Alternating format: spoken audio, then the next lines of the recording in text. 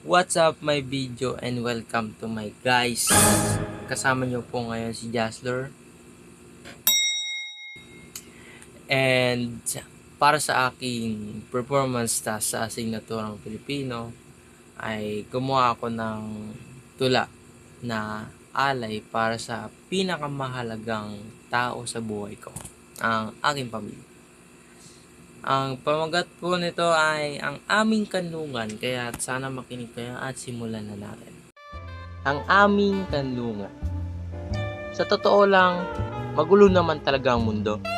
Maraming pressure sa eskwela at sa mga kaibigan. Pero swerte ko kasi pag uwi ko sa bahay namin, may mga taong laging handang makinig sa akin. Sila yung nakikita sa mga unang tapak ko at nagtiis sa mga topak at kulit ko. Kahit minsan may sermon at hindi magkakaunawaan, alam kong protective lang sila at ayaw kong mapahamak. Kaya dito sa pamilya ko, pwede ako maging ako. Walang judgment kahit umiyak or magkamali minsan. Hindi ko kailangan magpanggap na perfecto palagi.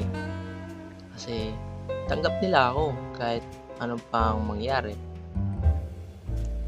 At kahit saan ako mapadpad pagdating ng araw, at kahit naging busy na ako sa pag-abot ng aking mga pangarap, hindi ko talaga makakalimutan ang paghinga ko sa aking totoong kanlungan.